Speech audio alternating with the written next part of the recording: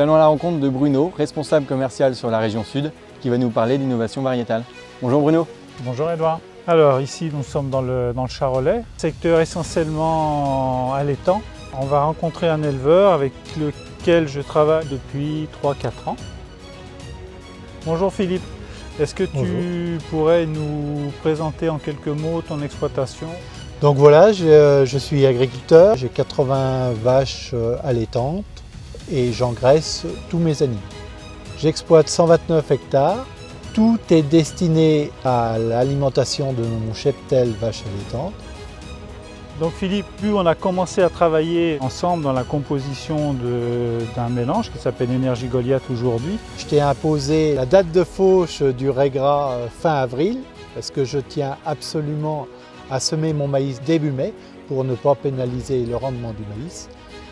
Mais il fallait aussi greffer le rendement à ça. On arrive à plus de 4 tonnes de matière sèche, 4 tonnes et demie, et régulièrement en plus, sur plusieurs années. Ouais.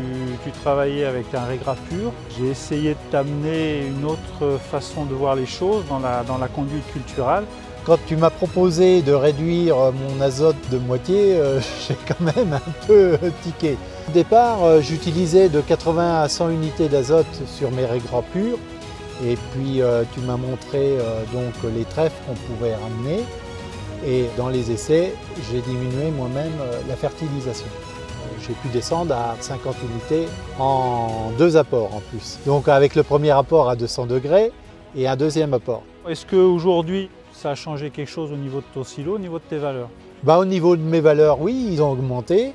J'ai un produit qui est quand même moins violent pour mes vaches. En utilisant beaucoup d'azote, 100 unités, j'avais des fois des problèmes de digestion sur mes animaux. Mais là, sur les régras et les trèfles, non. C'est un produit qui est très digestible. J'utilise sur mes jeunes bêtes et sur mes bêtes d'engraissement.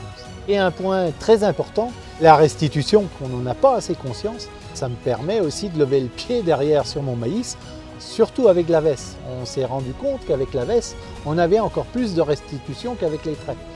Mais avec les deux combinés, c'est encore mieux.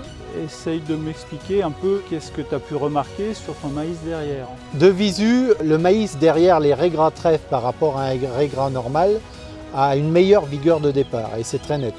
Le tout, c'est d'associer les bonnes doses des trèfles, des vesses. J'ai trouvé un produit qui me convient complètement. Et de la qualité, et de la production, un couvert, réduction de l'azote. Je ne pensais pas qu'on allait avoir de l'impact aussi sur le maïs. Et bon, il faut savoir que le coût qu'on ramène en trèfle et vesses est nettement compensé par la baisse de fumure.